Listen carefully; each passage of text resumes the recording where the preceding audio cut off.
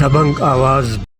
सभी भाइयों को कहना है, आप लोग ये समझिए, हमारे देश का माहौल खराब करने के लिए आज जंतर मंतर पर जितने भी लोग हैं वो सारे के सारे सनातन के विरोधी हैं और उनको कुछ न कुछ ऐसा मुद्दा चाहिए था कि वो किसी भी रूप में हमारे भारत पर कुछ न कुछ ऐसा आघात करें, कुछ भी करें, लेकिन वो हमारे देश को पूरे विश्व में बदनाम करने का कार्य करें, क्योंकि ये देश सनातनियों का देश है। और आज वहां जिस प्रकार जो लड़कियां हैं वो अश्लीलता फैला रही हैं, वो किस किस तरीके के, मतलब मैं आपको बता नहीं सकता हूं कि उन्होंने किस किस तरीके की भाषा का प्रयोग वहां किया है और हमारे देश की सेना के लिए कितना गलत बोला है।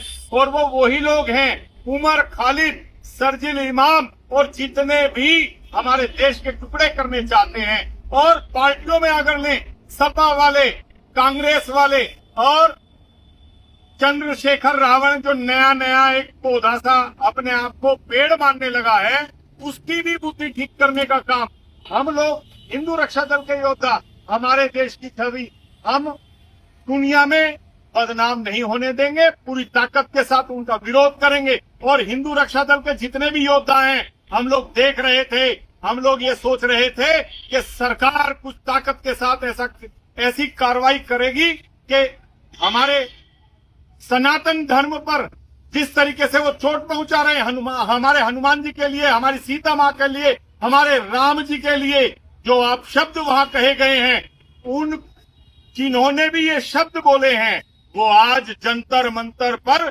पूरी ताकत के साथ वहां लगे हुए हैं। और आज मैं पूरे देश के धर्म योद्धाओं से और अपने हिंदू रक्षा दल के योद्धाओं से एक बात कहनी चाहता हूं, आज उनको ठीक करने का काम, उनको मुंह तोड़ जवाब देने का काम, उनके पिछवाड़े लाल करने का काम अब हो गया है। हिंदू रक्षा दल ने आह्वान कर दिया है कि हम इतवार में 26 तारीख को दोपहर 12 बजे जंतर मंतर पहुंच रहे हैं। फ्रेंड्स, मैं जानता हूं कि पेपर लीक ये कोई मामूली विषय नहीं है। लाखों विद्यार्थी और उनके अभिभावकों के लिए बहुत ही पीड़ादायक है और इसलिए पेपर लीक घटना से अब तक पिछले 2.5 महीनों में अनेक विध कदम उठाए गए। ये कब हुआ, वो कब जेल गए, ये किसी को नहीं पता है। गुनहगारों को पकड़ा गया है, आखिर वे जेल में पड़े। प्रधानमंत्री का धर्मेंद्र प्रधान से क्या रिश्ता है जो इतनी पब्लिक परेशान हो रही है, मगर उसको माफ़ी मांगने तक का टाइम नहीं दिया जा रहा।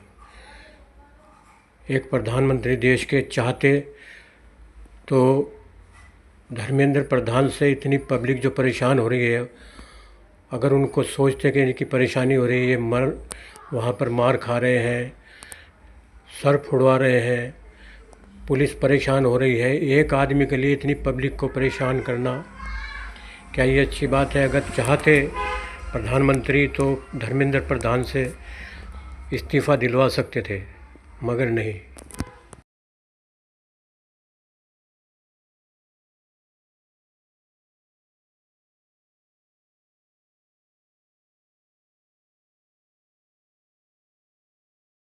अब से वो सवाल उन सवालों का जवाब दूंगी जो रेलेवेंट सवाल हैं, ठीक है?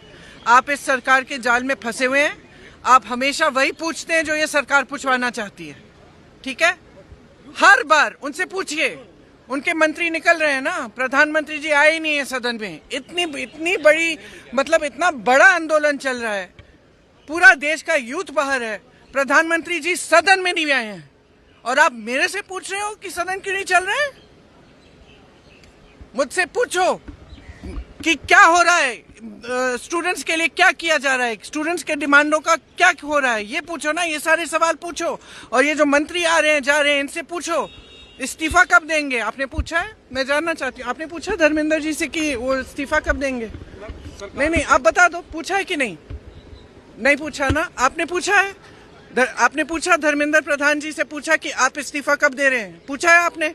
जवाब दीजिए, यस और नो। नहीं नहीं नहीं, गोलमोल जवाब नहीं, गोल गोल जवाब नहीं। आपने, ठीक है, आपने, हाँ जवाब नहीं दे रहे ना। आपने अमित शाह जी से पूछा कि उन्होंने लाठियां क्यों चलवाई? आपने अमित शाह जी से पूछा कि इतने छोटे छोटे बच्चे अस्पताल में क्यों हैं? कि जब बाहर प्रदर्शन कर रहे हैं उनके माता पिता उनको फोन भी नहीं कर सकते क्योंकि आपने इंटरनेट काटा है, NSA लगा है, किस लिए? ये आतंकवादी हैं। पूछा है आपने? तो जब आप पूछेंगे ना इनसे, तब मैं आपके सवालों का जवाब दूंगा।